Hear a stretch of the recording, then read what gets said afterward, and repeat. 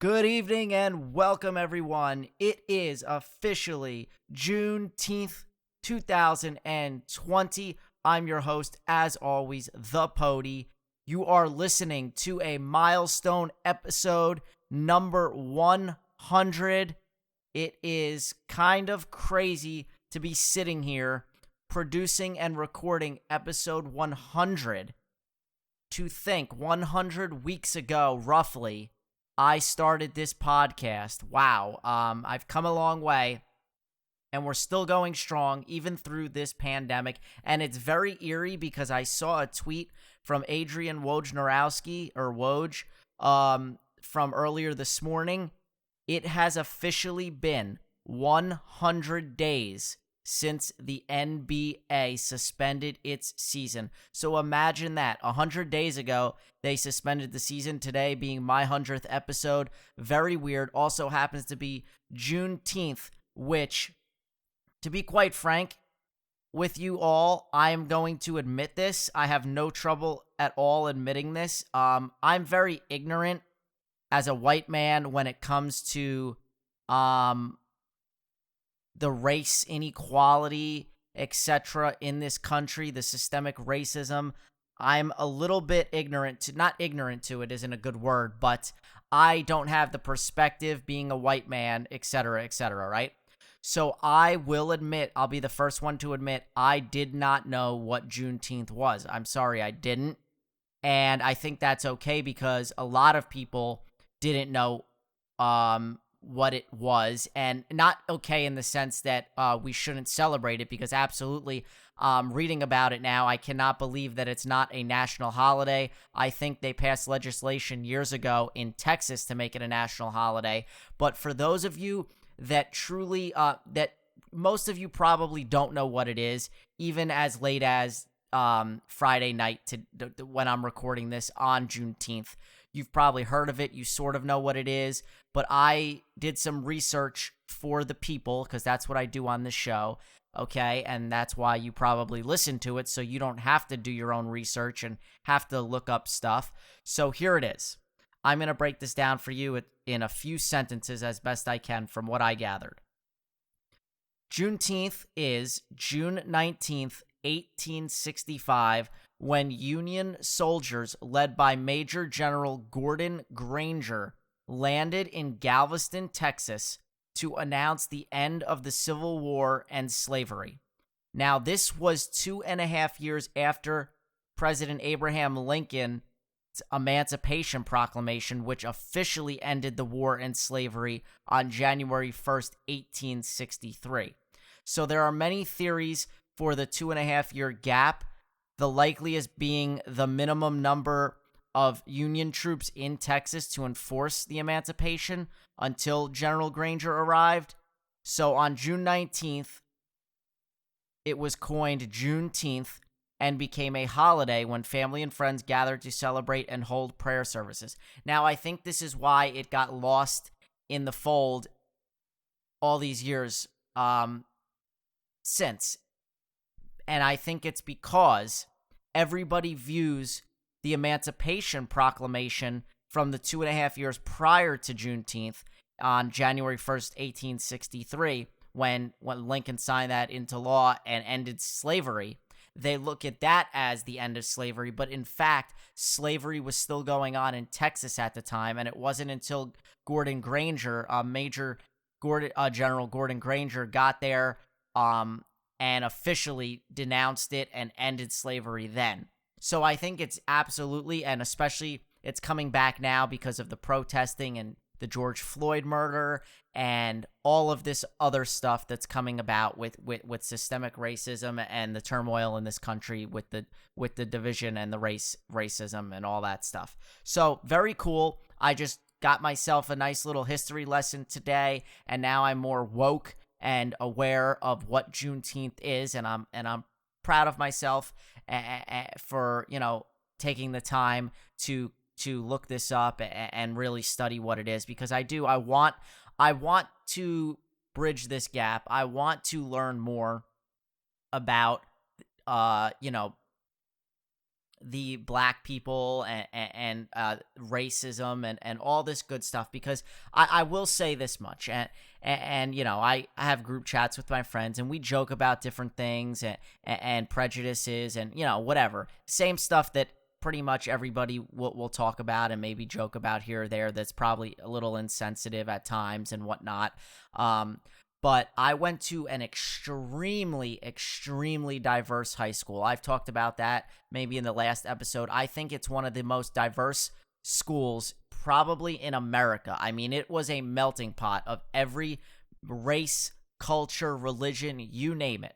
So I was exposed to this stuff from a very young age. I didn't grow up in Montana with 5 kids in my class that were all white and all looked like brothers and sisters, right?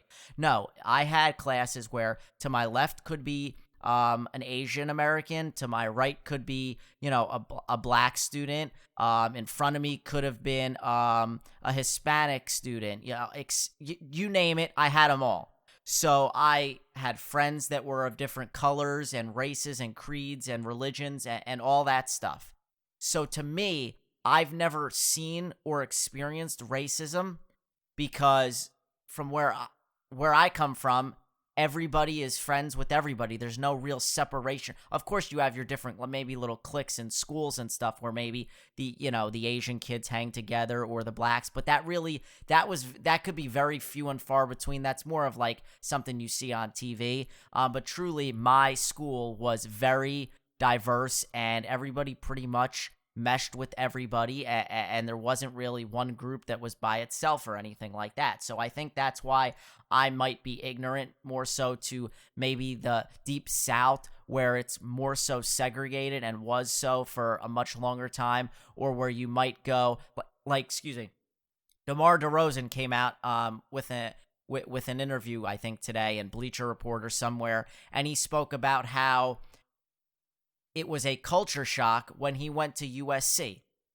DeMar DeRozan, he's on the Spurs, was on the Raptors. And to me, that's like, really? In college? Like, that was a culture shock? To me, that just seems so weird because, again, I went to a diverse high school, then I went to Rutgers, a extremely diverse school, and to think that he went to, you know, Southern California. I'm not 100% sure where he grew up, but you know, more than likely, I know DeMar DeRozan's backstory. So, inner city kid, you know, probably went to a poor school and was surrounded by mostly black kids, right? And now he has to go off to Southern California, maybe a bunch of white kids, surfer dudes and all that stuff. And so to me, like, that's the ignorance that I speak of, like, to just not even realizing that, wow, just somebody like that, a superstar basketball player who's going there to play basketball, and you don't realize that he's probably not used to being around so many, you know, different cultures, because USC is diverse, but probably has a lot more demographically white people. Okay. But yeah, it's just very interesting to see these different perspectives and such. So I don't want to give too much of a history or political lesson in this show. I've already wasted about 8 minutes. Okay. But I just thought that it was appropriate to educate not only myself, but all of you on Juneteenth, the ramifications of it, and what's going on in this country. So I hope they start to bring it back, and they do make it a national holiday, because I think it very much should be. So okay, let's continue on, and let's get into this. I have a lot to say today. Okay, it's gonna be probably closer to an hour. The last one was a little bit shorter, last week's episode. I have much to say about Jamal Adams and that saga that's going on right there. There's a lot going on in baseball, the soap opera, the back and forth with the players union and the commissioner and the league, okay, and the owners, etc. But yeah, Jamal Adams, I don't want to spoil it just yet, but I was fuming so much when the report came out yesterday. I didn't even go on Twitter and tweet anything out because I didn't even know what to do with myself. So I was saving it all for today, and I'm ready to sound off on it when we get to that segment. So first, let's go to the NBA, and let's talk about my least favorite coach in the NBA, and that is Greg Popovich, because he loves to talk politics. Great coach, but I think he's getting a little senile in his old age. He loves to talk politics and sound off on the president and all this different stuff. And he's back at it with more jabs at the president, calling out Roger Goodell this time, speaking with New York Times over the weekend. And he said a smart man is running the NFL, and he didn't understand the difference between the flag and what makes the country great. It's all the people who fought to allow Colin Kaepernick to have the right to kneel for justice. I'm pretty sure that that's not exactly true, but that's your opinion. The flag is irrelevant. I don't think so. It's just a symbol that people glom onto for political reasons. Roger Goodell got intimidated when Trump jumped on the kneeling, and he folded. Okay, so just last week, Greg Popovich had this to say. Let me play this for you. The only reason this nation has made the progress it has is because of the persistence and patience and effort of Black people. So it's got to be us, in my opinion, that speak truth to power, that call it out no matter what the consequences. Our country is in trouble. And the basic reason is race. Okay, so let's break this down a little bit, right? The kneeling versus the flag, right? They say they're not kneeling because of the disrespect of the flag. If that's the case, then why are you doing it during such a prestigious moment, during an NFL game, during the national anthem, when most places, not most places, everywhere that the national anthem is played, you look at a flag, okay? So by kneeling, okay, you are denouncing that, and you are saying that I don't support the freedoms of this country. I don't support those that fought for this country. And granted, I've had this conversation with friends and whatnot, and we butt heads on this because Colin Kaepernick, everybody that kneels, they say it has nothing to do with the flag, but I say it does. So again, we're at an impasse. It is what it is. So I don't agree with Greg Popovich. I'm more of the mindset of, you're an NBA coach. I get you have your opinions, but it's awfully what he's saying about Roger Goodell. I mean, that is some harsh stuff. I mean, who are you to call out Roger Goodell like that? I know you're taking shots at Trump, but my God. And for what it's worth, I think you should just retire, Pop, because at the rate this coronavirus is going and the guidelines the league is putting into place for the resumption of the season, I don't think you're going to be even allowed on the sideline. So, yeah, I don't know what your job is anymore. Yeah. Anyway, okay. Let's keep it going. Late Friday night, just after episode 99, I finished up with Kyrie Irving led a Zoom call with roughly 100 NBA players. I heard it was like 150, 100, 150, whatever it is. He was pleading with them to sit out the season. I think I talked a little bit about this last week as well. He believes that the focus should be on racial injustice right now and not basketball. I just find it funny because Kyrie Irving is done for the season. He had shoulder surgery. He's done for the season. What does it matter to him? I mean, he's not even playing, so he could still lead that movement if he wants from home. He believes that, he's not alone in this, actually. And Dwight Howard, he spoke with CNN, and he said, I agree with Kyrie. I would love nothing more than to win my first championship, but the unity of my people would be an even bigger championship. No basketball until we get things resolved. So what does that mean exactly? Will Dwight Howard not play? Because the Lakers have a really good chance to win a championship this year. His agent made it clear that it wasn't about making a statement that he doesn't care about basketball or that he's threatening not to play. It was he didn't want basketball to be the conversation, period, right now with what the country is going through. He wanted to let everyone know that his mind is on the racial injustice going on in this country. Basketball will be a discussion and it will be a decision further down the line. But right now, Dwight Howard wants to bring as much awareness as he can to what African Americans are going through. That really doesn't clear anything up. I basically gather from that yes, Dwight Howard, he wants to play both sides and he wants to, be there for the Black Lives Matter people as well as be there for his team. Okay, Patrick Beverley, he also weighed in on social media and he had some interesting words to say. Hoopers, say what y'all want. If King James is hoopin', we're all hoopin'. Not personal, only business. Stay woke. Now, some took that at face value, but others thought it was a backhanded compliment. Now, if you know Patrick Beverley, he's a feisty little character and a fiery guy.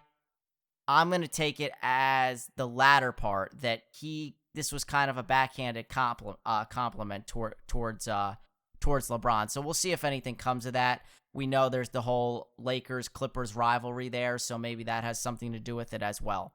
Now, back to Kyrie Irving. We know he doesn't want the season to resume, okay? He has now formed a players' coalition. So this is a growing number of players that are uncertain about the league's restart plan, and it's all led by Kyrie. He's the driving force, as well as the Lakers' Avery Bradley. Now, they have concerns around logistics and safety within the league. Plus, they're worried playing basketball will take away from the focus of the movement around racial injustice. Here's what Adam Silver had to say.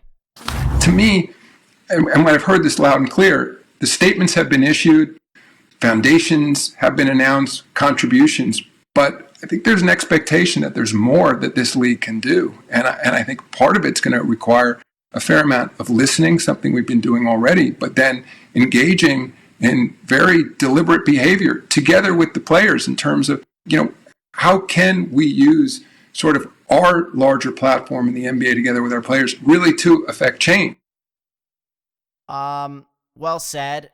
A lot of people think that Adam Silver is an amazing commissioner and he's doing great things, and I tend to agree, okay? The NBA predominantly black players, so yes, they could do more and they can do, they could help out as well. Now, it's interesting because Kyrie Irving, he has his opinions and what he thinks, and also I saw a different perspective from Austin Rivers, Doc Rivers' son, who's also an NBA player, who said that, and I agree with this a little bit more, is that they need the NBA right now. People need the NBA, okay? They need it as a distraction, not to distract away from Black Lives Matter, but to distract from the rioting and the looting and the setting stuff on fire and destroying cities, right? Like, that needs to stop and that needs to come to an end.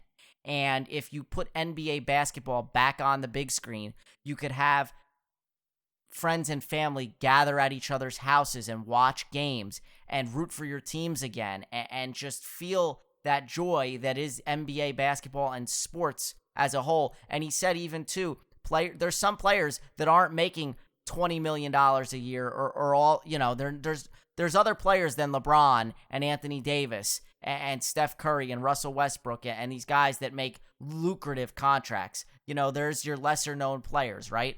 And so they need these paychecks, and they could use some of that money to help in different areas with communities and such. So I think it was well said by Austin Rivers, and I tend to absolutely agree. We need to do something to put an end to the rioting and the looting.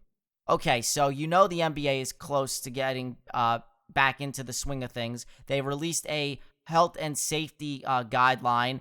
It was about a 113-page document that focused on health and safety protocols for the bubble in Orlando. So players will have up until June 24th. So today is June 19th, Juneteenth.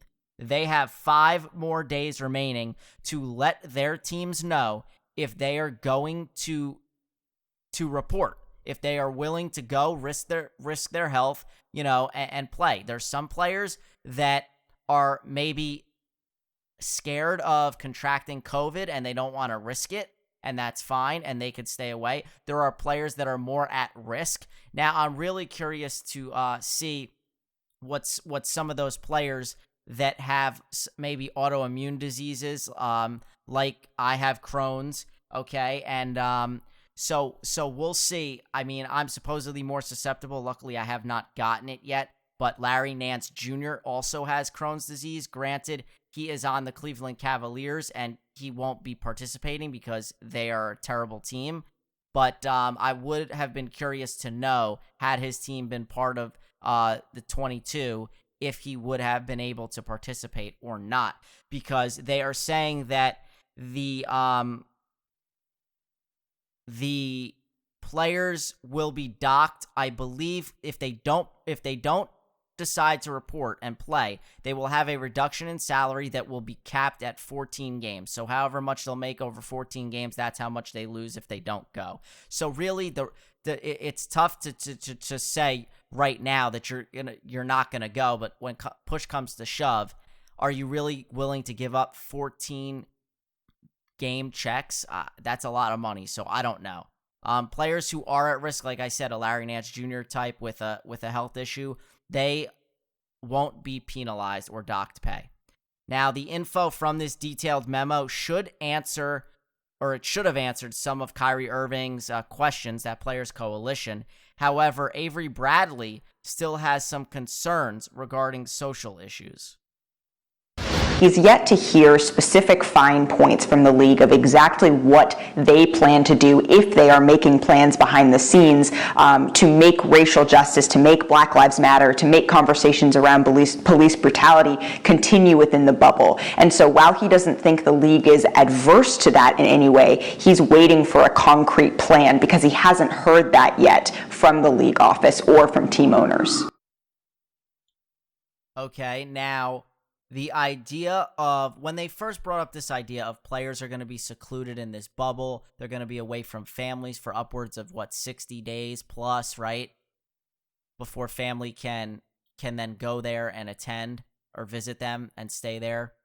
That looked like a grim report, right? It looked like, oh God, I mean, some of these guys, I don't know if they can handle it, being away from family, isolated for that long.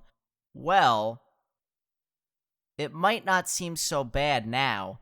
The league let the players know they've got them covered with plenty of cushy amenities to hold them over and make that time go by just a little bit faster. Some of the highlights include a players-only lounge, 24-hour VIP concierge, and loads of daily entertainment, including DJ sets.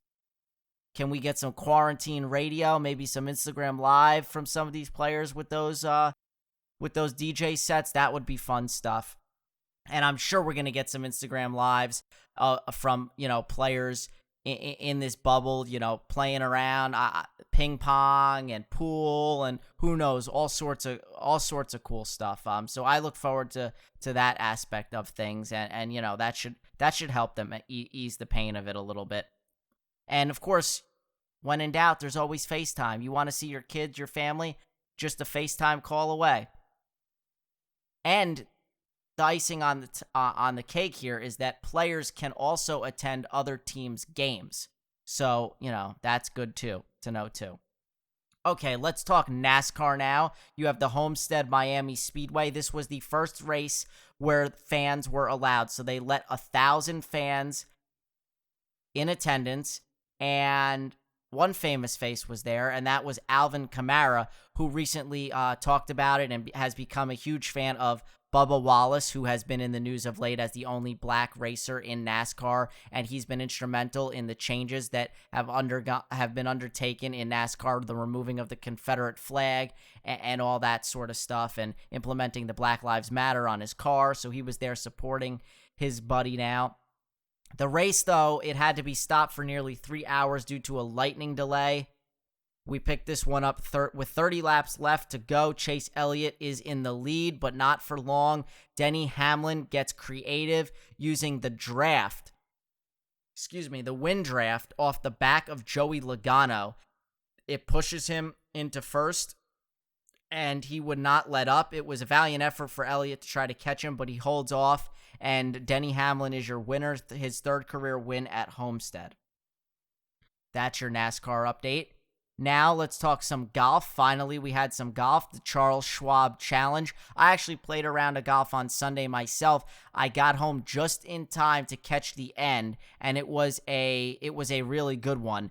You had Daniel Berger and Colin Morikawa locked up and loaded. Had to go to a playoff. Morikawa had a chance to win it, but he missed a makeable putt, so they did go to a playoff. And two young up-and-coming golfers in the sport, right? They both had to draw out of a hat to see who would tee off first. I believe it was Berger. And they had to play, I want to say it was the 17th hole. So Berger was up first. He was in a little bit of trouble, but his chip shot onto the green was beautiful. He makes it up and down for par. And now you have Morikawa, who all he has to do is make about a 4-foot putt to par the hole and extend the playoff. And what do you know? He lips out. And it was the exact same hole that somebody else that was right in line that would have made the playoff had he made that putt as well. Lipped out as I can't believe it's slipping my mind. The name is on the tip of my tongue too. Sorry. But anyway, yeah. So Morikawa loses in a heartbreaker, and Berger gets the win. It was for Berger his third career PGA Tour victory. Now let's talk about the RBC Heritage, which is taking place in Hilton Head, South Carolina. That got underway yesterday. Jordan Spieth, he had a solid comeback in the Charles Schwab Challenge. He has been struggling for about 3 years right now, and he had a chance to have his first 52-hole lead since 2017. Of course, he fell just short on Sunday over the weekend, but he had a really rough start at Hilton Head, and he triple bogeyed the first hole.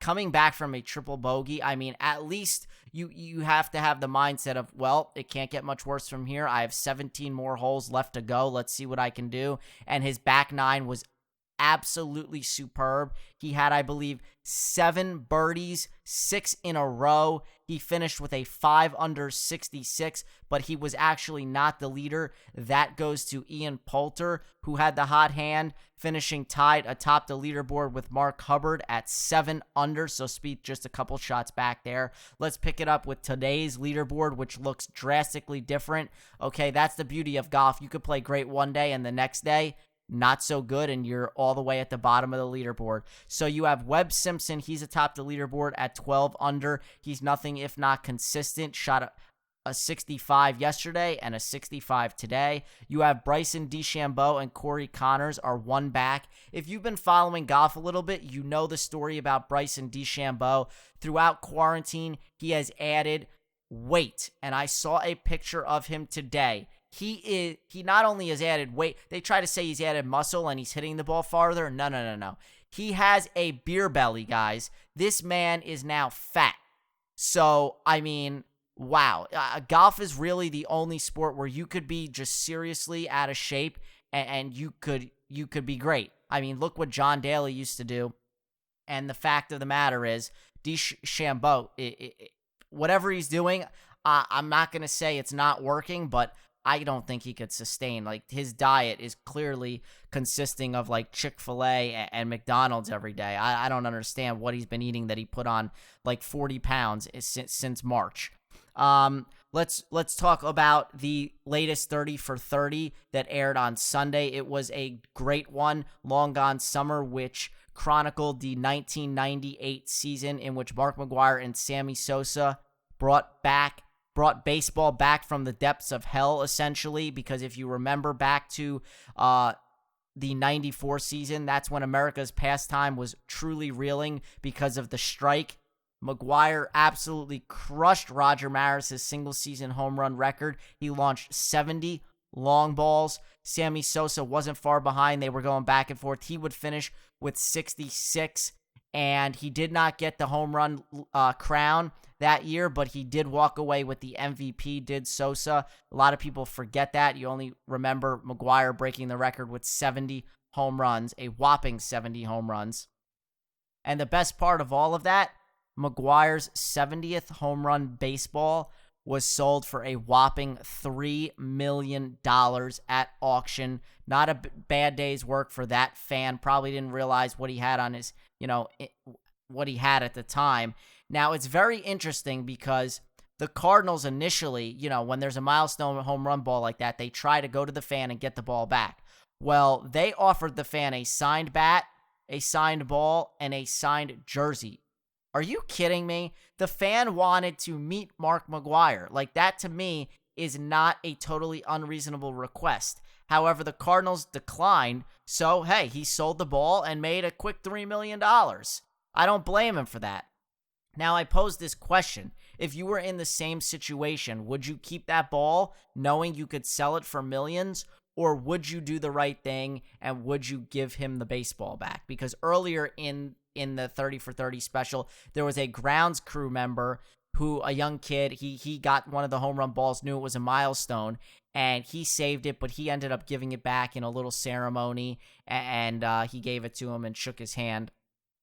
So normally I would say, no matter, I'm giving that baseball back. I mean, if Derek Jeter hits his 3,000th home run and I catch it, which, funny story, I was supposed to be at his 3,000th hit game. It got rained out the night before, so they moved it to the next day. Obviously, the game, they canceled that game, and then the next day, I don't have tickets to that game. He gets 5 for 5. His 3,000th is a home run off of David Price in his first at bat. And it was like, wow, yep, I could have been at that game. I could have witnessed history. But yeah, if I had that ball, it's like easy to say, you know what? Yeah, I'm going to give that right back. But then once you're in that situation, man, I don't know. Knowing it's worth so much, it's a tough call. So I wonder what you guys would do. It's truly a moral dilemma. Okay, let's talk baseball. It truly has been a soap opera. It's the one major sport that we've been waiting for, and every day it changes. I mean, seriously, this is a soap opera situation we have on our hands. So let me give you another timeline of what's going on this week, because I'm sure none of you can follow it. It's been messy. Okay, Rob Manfred originally said 2 weeks ago, that he was confident baseball was coming back. I mean, he went as far as to pull a Joe Namath and guaranteed that we would have baseball. He said 100% that he's confident we're going to have baseball. Well, on Monday, he changed tunes. He told ESPN that he's now not confident that we will have a 2020 season. He said the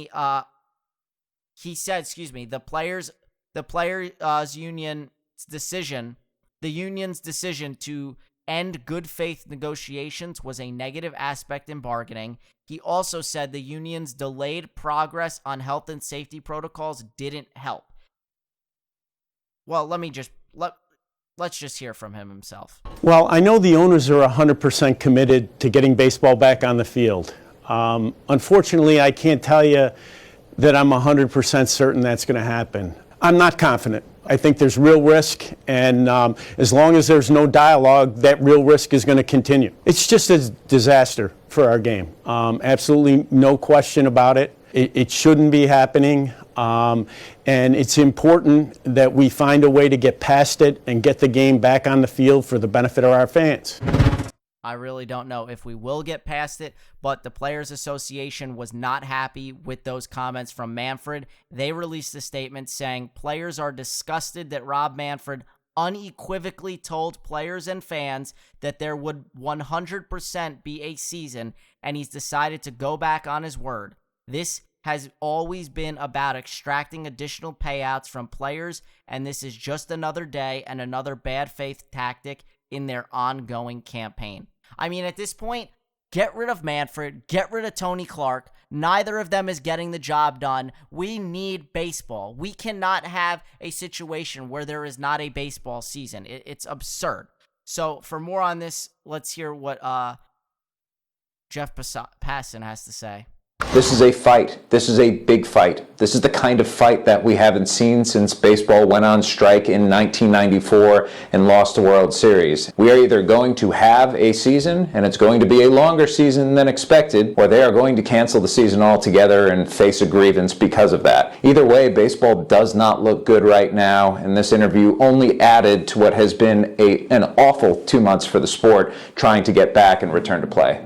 I mean, this is awful. You could hear the pessimism in everybody's voice. Nobody thinks we're going to have a season right now. On Tuesday, after all of this, day goes by, some of the league's biggest stars, and I mean the absolute biggest, Mike Trout, Bryce Harper, and Garrett Cole, all tweeted the same thing. This is clearly directed right at Manfred. They said, tell us when and where. Yeah, as if they're ready to play right now. I don't know, but Mike Trout is usually a quiet guy, best player in the game that stays behind the scenes. And for him to come out and say this, wow, this is getting ugly. Okay, very ugly. Now, so far, there have been 5 different proposals that have come and gone. MLB then sent another proposal to the Players Association for a 60-game season with full pro-rated pay, which is all that the players have wanted this entire time, right? Well, I guess not, because according to this 60-game season that they proposed, the regular season would start on July 19th and would be completed in 70 days. They would also, I believe, be expanding the playoffs, which is what they wanted, a universal DH, which is what the players wanted. They're not going to be happy with the 60 games. I can tell you that right now. They're not happy with the 60 games. They're not happy with the way that this information has come out. But you also don't want to let that get in the way of the ultimate goal here, which is to play. You know, the idea is that they're going to end up somewhere in the high 60s, low 70s, and that is the hope, I think, for everybody involved. So they're not happy with the 60 games. This is all about money. They're not ready to play. This is about money. Because why? The union then took that 60-game offer and they turned it around and said they want 70 games with full prorated salaries. They're talking 10-game difference. I mean, granted, I want more games too, just as a fan. But come on, 10 games? Like, what are we doing? We need to start this up. We need a season. Just take the 60 games. Well, according to the Players Association, they believe each game is worth about $25 million to the players, meaning the gap between the two proposals between the 10 games is roughly worth $250 million. So like I said, this is all about money. Rob Manfred went on to warn the union and Tony Clark, saying, I told Tony Clark 70 games was simply impossible given the calendar and the public health situation, and he went ahead and made that proposal anyway. We're committed to doing whatever's necessary to play, hopefully by agreement. Well, you're clearly not in agreement. You told him no, and he still did it. So what is going on? I don't understand the disconnect. Well, yeah, I do. The disconnect is money, and it's always been about money, and it's the only sport that can't come to an agreement. And the problem with all of this now is the season is going to end up somewhere about middle of October, where it would end. And there's always a concern, they've been saying, about the playoffs being canceled. Well, according to Dr. Anthony Fauci, the leading infectious disease expert on coronavirus, he has been telling the NFL, and he's been making statements that he believes that October is going to be a horrible second wave of this virus that's going to hit. Okay? So that's a little bit scary. Florida has seen a spike. More on that in a bit. Over 3,000 cases there in Florida just, I think, yesterday.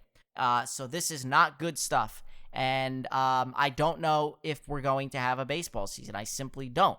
But when you look at it, like I said, I would want more games too as a fan. But at this point, I don't care. I just want baseball. So if it has to be less games for the sake of the sport, then make it less games. The players need to compensate here. I mean, come on. Isn't some baseball better than none?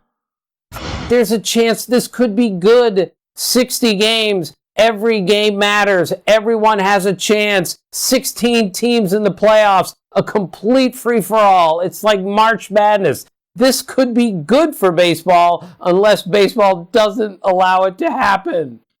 Tim Kirkchin is absolutely right. Imagine a free-for-all. If you play 60 games, every game does matter, okay? You're not going to rest guys. You're not going to be resting Gary Sanchez every couple games like they do, okay? And this could be the year that any of these 16 teams win. Who knows, right? So every team has that opportunity. And that's what they're missing out on. But hopefully, a deal gets done. So that's where we sit at right now. And who knows? Next week, I'm sorry, but if they don't get something done by next week, I think we're in big time trouble here. And I think the season will be canceled. Okay, let's move on. Let's talk about the NFL. Ezekiel Elliott has tested positive for coronavirus. He's joined by a small number of teammates and a few players from the Texans. According to his agent, he is feeling good, so that's nice to hear. Health is most important. It is unclear, though, how they got the virus, considering the NFL's off-season program has been taking place virtually and not at team facilities, although it's quite obvious Texas has seen a huge spike in cases. A lot of these states have: Arizona, Florida. Roger Goodell, he recently encouraged Colin Kaepernick's return, right, to the league. This has been a big focus point with many of these Black Lives Matter protests and the talk about how Kaepernick should be allowed back in the league, right? Well, naturally, somebody asked President Trump about this. They posed the question on what he thought about Kaepernick because Trump has been outspoken against kneeling in the NFL. Here's what Trump, interestingly enough, had to say. If he deserves it, he should. If he has the playing ability, his playing wasn't up to snuff. The answer is absolutely I would. As far as kneeling, I would love to see him get another shot, but obviously he has to be able to play well. If he can't play well, I think it would be very unfair. I happen to agree with that statement. If he's capable of playing, sure, give him another shot. Why not? It's not like he broke the law or did anything criminal. Now, he hasn't played since 2016. I didn't find a clip, I knew of it, but back then in 2016, there is a clip, you can go and find it. Buffalo Bills running back LaShawn McCoy was interviewed, and he basically had some of these same sentiments, that Kaepernick isn't in the league because no, it wouldn't have been 2016. It was probably more recent. But he said that he's not in the league, not because of his kneeling and the protesting, but simply because he's just not that good, and teams don't want to deal with that distraction. You could go look it up. It's on YouTube if you'd like. And he was right then, and I think Trump is right now. But if you look back to Kaepernick, he last played 4 years ago. That is a long time. Okay? Mike Vick wasn't even out of the game for that long. He was only out of the game for like 2 years when he had to go to jail for the dogfighting. And then he came back and he was a beast. But Kaepernick is a little bit different. I don't truly believe that he wants a chance to play in the NFL. I've talked about this. He had the workout, and then he changed the venue at the last second, so basically nobody could come. He made a mockery of it. He had a chance to play in the AAF, and he turned it down because he wanted more money. He's been diva. He's been acting like a diva. So, is there a possibility a team gives him a chance? Yes, I think it would be a ploy, a political ploy, a ploy to put butts into the seats. If there are fans in this 2020 NFL season, a team like maybe the Chargers. I know Anthony Lynn has had some interesting comments on this situation because right now they have just Tyrod Taylor as the veteran and then rookie and Justin Herbert, who they drafted with the 6th overall pick.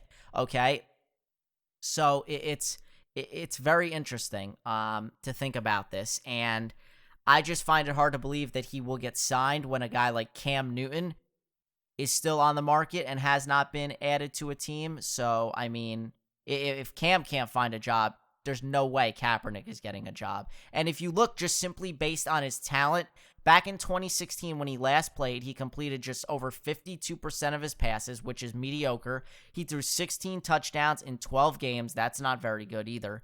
He also averaged, 6.8 yards per carry. He's always been a good runner. And yes, he took the 49ers to a Super Bowl, but he just wasn't that good of a player, and I don't think he still is. Okay.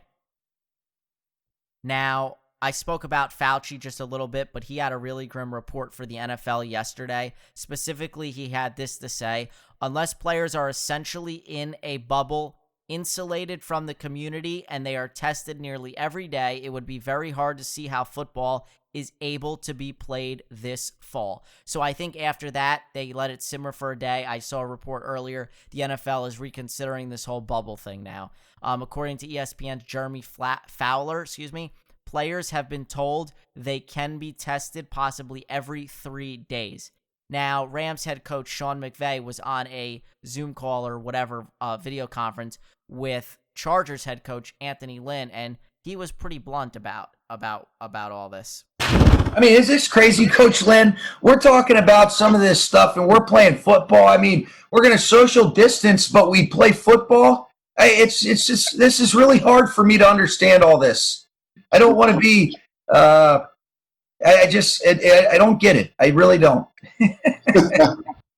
Yeah, I don't get it either. You cannot play football or really any sport and actively social distance. It's just not possible. They're talking in the NBA like players can't touch their mouthpieces now. They're not going to be allowed to rub the ball with their jersey. I mean, this is crazy. What are you going to do every time a player like licks his fingers? You're going to have to get him out or give him some hand sanitizer, call a timeout, throw in a new ball. I just don't get it. And football especially.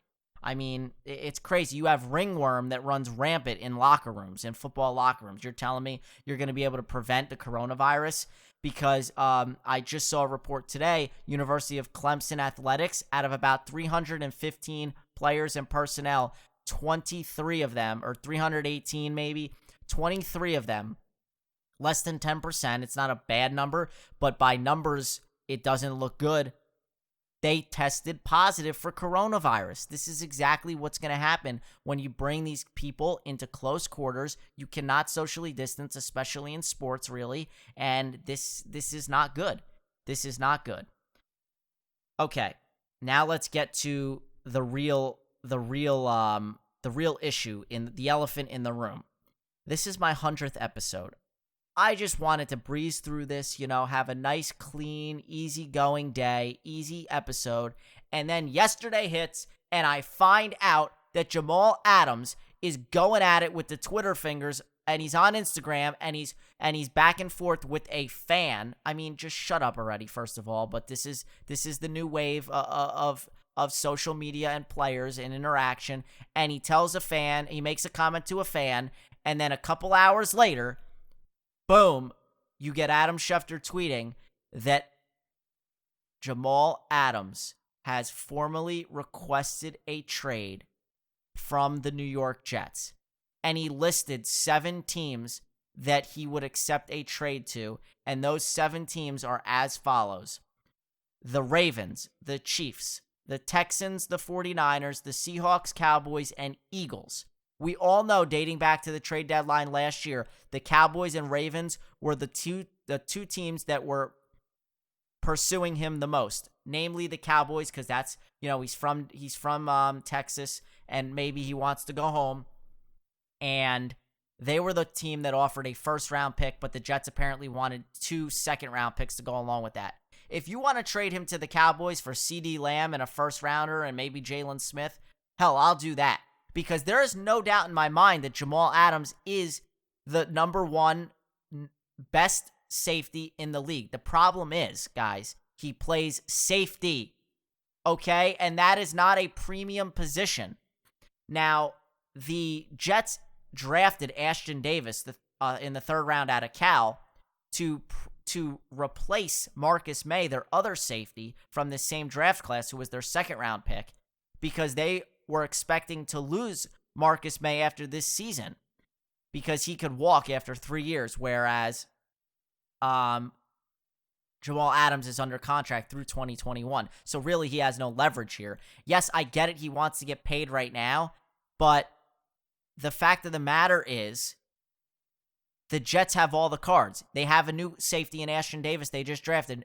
He's probably not going to amount to a Jamal Adams, but if Jamal Adams walks, if they trade Jamal Adams, or he decides to sit out the season, pull a Le'Veon Bell, then at least they have Ashton Davis as a backup plan. Okay? I get he wants a new contract. He wants to be paid as the top safety in the league. Right now, that's Eddie Jackson at $14.6 million. So naturally, he's looking for somewhere about $15 million a year, Jamal Adams. You have to pay Sam Darnold at the end of next year and redo his contract. Sam Darnold is the franchise as of right now, not Jamal Adams. So as good as Jamal Adams is, he plays the position of safety, and I'm sorry, that's just not a premium position.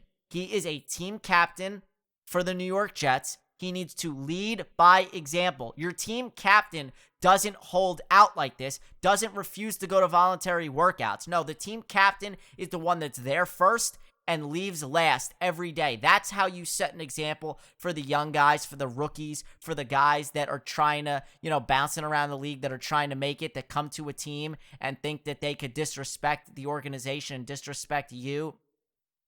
There is too much going on in this organization for this to be happening. The Jets are on the come up. They're not there yet, but Tom Brady's out of the division.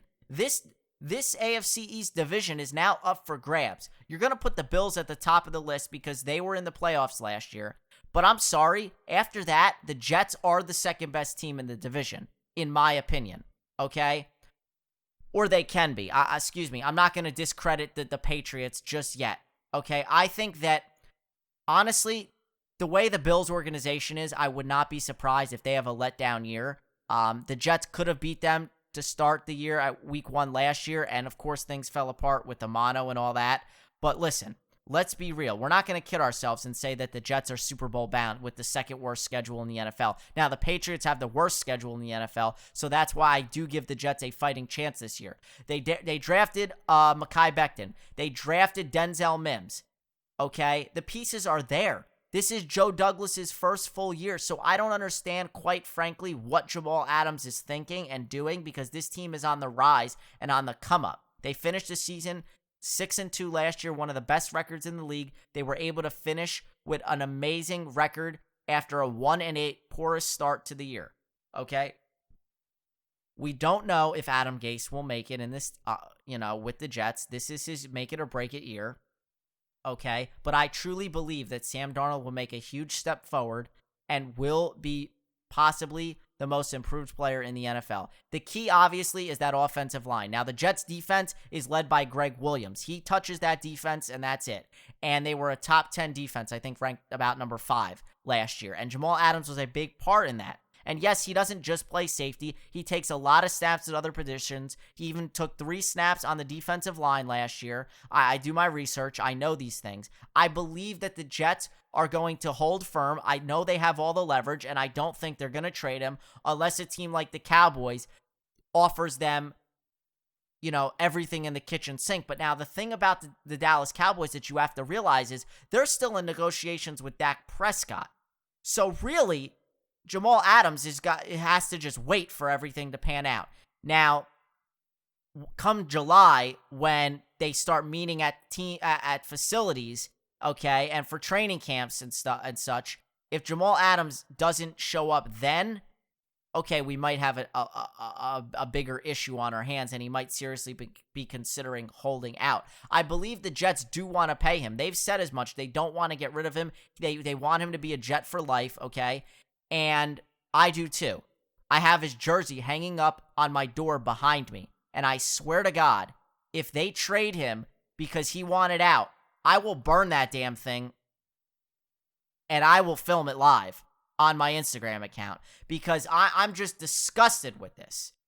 Last year, they take calls on him at the trade deadline. You're a GM. You're an organization. That is what you do. He was disrespected by it. Okay, well, how do you show leadership skills, okay? What, you're going to sit there and you're going to pout and you're going to, you're going to go on social media and trade barbs with stupid fans? I mean, come on. He asked for a trade yesterday, and then I see posts of him on a golf course, and his swing looks like damn Charles Barkley. I mean, give Charles Barkley his swing back. Charles called up and he said, I want my swing back.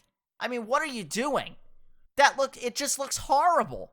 It looks absolutely horrible. You need to be a leader. And some people just don't have the gall. They don't have the stones for New York. But I'm telling you right now, Bart Scott said it either yesterday or today. I heard him on the radio. You win in New York, man. I mean, there's nothing else like winning in New York.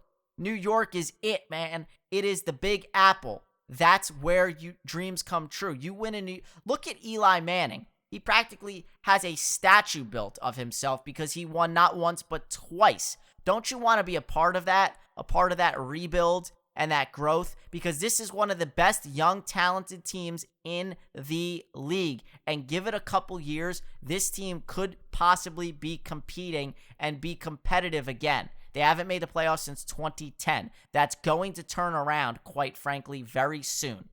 All right, so I'm just over it. I'm disgusted by all this, but I'm not going to hit the super panic button just yet because the Jets could end up finding out, there's a pandemic going on right now. Money is tight, all right? They're not going to pay him if they don't think there's going to be a season just yet, right? So there's plenty of time to work this out. I think the problem with these young players is they always think that they're deserving more so than other people, or they want their dues and they want it now.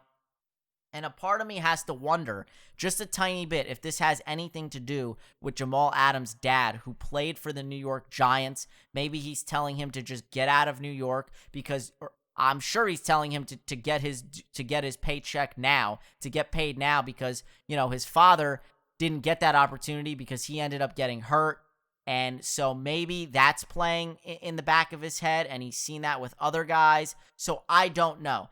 All I know is that this is not good, but what I hear is that the New York Jets are holding firm. They have no intention to trade him. Well, we had a great meeting. I think both sides are pretty dug in. I don't think the Jets want to trade him. I don't think their stance has changed by today's developments. And I think Jamal is a strong guy. He's a strong man of his convictions. And I just feel he thinks he's really been slighted by the Jets, and he wants to be paid big, big money. Listen, the Jets have had double-digit first-round picks, okay, in the last top 10 picks, I believe, in the last, decade plus or whatever, right? The last 14 years or so. Jamal Adams is the only All-Pro and the only guy to make multiple Pro Bowls. So I get how good of a player he is. I just told you I think he's the best safety in the league. He could have set the sack record for safeties if he didn't get hurt last year. I'm not discrediting that. But if he wants out and you could get a haul for him from the Dallas Cowboys, like I mentioned, a couple first-round picks, they need receiver help. They've always needed receiver help. I think offense is the key. Their defense wasn't really an issue last year. Offense was dreadful. They need to up the offensive weapons. You got young Denzel Mims right now, but he's still young. You got, Jamison Crowder. He could get hurt at any time. You just never know. Okay, they need to get better receivers. So I think, yes, getting draft picks is fine and dandy, but that doesn't help them this year. And I think that Joe Douglas is sort of looking at that. And that's why he is holding firm on this, and he has made moves this offseason that help the future of this team. He's not gone out and added any big-name, splashy players, not a Jadeveon Clowney type, because he probably knows that this team isn't built for the here and now. This is a team that is built for the next 2 to 3, maybe 5 years to make their run. Okay, let's talk a little college football. The Oklahoma State running back Chuba Hubbard, he tweeted on Monday that he won't be doing, anything with his team until things change. Now, this is a big-name player in college football, rushed for well over 2,000 yards, had a monster season, right? So what did he mean by that? He's, what's going on? What's the discord with his team? Well, he attached a photo to this tweet of his coach, Mike Gundy, wearing an OAN t-shirt, which, again, I'm a little ignorant to these things, but it stands for One American News, which is a far-right news organization that's been known to promote conspiracy theories. Okay, so what did Hubbard have to say? He said this: "I will not stand for this. This is completely insensitive to everything that's going on in society, and it's unacceptable." A few hours later, he posted this video of him and head coach Mike Gundy. Well, we had a great meeting and made aware of some things that players feel like that can make our organization or culture even better than it is here at Oklahoma State. And I'm looking forward to making some changes, and it starts at the top with me, and we got good days ahead. I should have went to him as a man, and I'm more about action. So that was bad on my part. But from now on, we're going to focus on bringing change, and that's the most important thing. Yeah, so like I said, these players these days, they react before they think, and he goes on Twitter, and it's unacceptable to blast an authoritative figure like that, your head coach. I just think that was not right. He should have talked to him first. He understood that. He apologized, and then on Tuesday, Mike Gundy did the apologizing, because Mike Gundy has been in the news more than once over the last few weeks. I want to apologize to all members of our team, former players, and their families for the pain and discomfort that has been caused over the last 2 days. Black lives matter to me. Our players matter to me. These meetings with our team have been eye-opening and will result in positive changes for Oklahoma State football. Now, Paul Feinbaum thinks this situation might signify a massive change in the landscape of college football. College football coaches are autocratic leaders. They don't care what their players think. If they don't listen today, they will not succeed. That goes for Nick Saban. That goes for Mike Gundy. That goes for every college football coach in this country. This is a significant, a watershed moment, I think, in college football, because it's not going back the other way, I can assure you. I do happen to agree with that statement. Now, let's move along. We're at the end of this thing here. We'll be about an hour, 5 minutes. The U.S. Open is set to take place in New York on August 31st. It will be the first tennis major since the sport was suspended in March. So this is probably the last sport that's going to resume in August. Now, the tourney got a huge jolt on Wednesday when Serena Williams announced she was, in fact, going to be playing. It's been over 6 months since a lot of us have played professional tennis, so it is... I'll certainly miss the fans. Don't get me wrong. Just being out there in that New York crowd and hear everyone cheer, I'll really miss that and getting me through some of those tough matches. Now, for Serena, it has been 1,237 days since she won a major. You have to go all the way back to the 2017 Australian Open. She is one Grand Slam away from tying Margaret Court for the all-time record with 24. So all eyes should be glued on this U.S. Open in August, at the end of August, because if she gets it, she will be making history. Okay, let's move it right along. Last bit here on this date in sports. So today marks the 4-year anniversary of Cleveland winning its first sports title since 1964.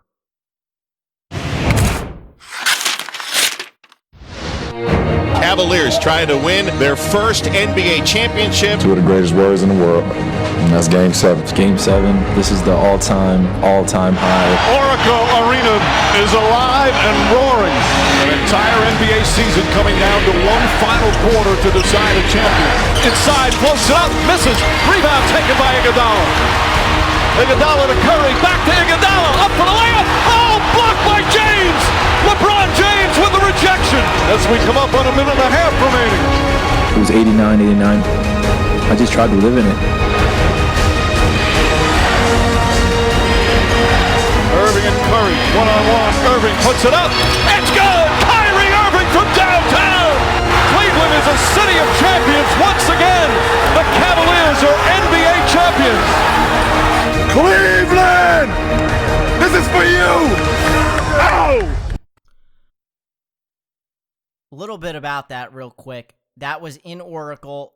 The Cavs had been down 3-1 in the series. I am a firm believer that was the 73-win Warriors team that broke the Jordan Bulls record. I'm a firm believer if Andrew Bogut didn't get hurt and if Draymond Green, that stupid ass, didn't get the technical foul and have to miss, Game 5, then I truly believe the Warriors would have won that championship. With that being said, LeBron didn't win that championship. It was Kyrie Irving making that shot. And hey, when next season when we get to next year with KD and Kyrie, I'm hoping he can make that shot for the Brooklyn Nets and hoist a trophy and win us an NBA championship. With that being said, guys, last couple things here. You got some cool stuff on this weekend. Tomorrow, about 5:45 p.m. Eastern time, you have the Belmont Stakes. They are doing it differently this year. The Belmont is now the first leg of the Triple Crown because of the pandemic. So don't forget the Belmont. You could. I don't even know which horses are racing in this, to be honest. So you could check that out. You could probably bet on it. E60. On Sunday, Father's Day. This is one you don't want to miss at 12 noon. You have a special on Marquise Goodwin. He is now a member of the Philadelphia Eagles, one of the fastest players in the NFL. Him and his wife have been working as advocates for parents that have suffered the loss of a child. This hits home for them because the Goodwins have lost 3 children themselves. You can, like I said, you can watch it Sunday, 12 p.m. It's going to be a tearjerker. I saw some clips of it, and it's, like, unbelievable. He lost a child, and that same day, his wife told him he didn't want to play, but his wife wanted him to play, and he scored an epic 83-yard touchdown. It's eerie, it's scary, and I did not even know this about him, and it's sad, and it's insane. So yeah, I'm going to be watching that. Everybody should watch that, especially if you're a father. So there's that to look forward to. And then Sunday at 9 p.m., you have the ESPYs. I didn't even realize we were at this point in time, but yes, the ESPYs are here. They will be hosted by Sue Bird, Megan Rapinoe, and Russell Wilson. These are some of the things that we need to distract ourselves, keep us inside, stop the violence, stop the looting and the rioting and all that good stuff. So again, Sunday is Father's Day. So happy Father's Day to all those fathers out there. Let's enjoy it. Okay. And with that being said, happy 100th episode of This Week in Sports. I am the Pody signing out. I'll see everybody next week.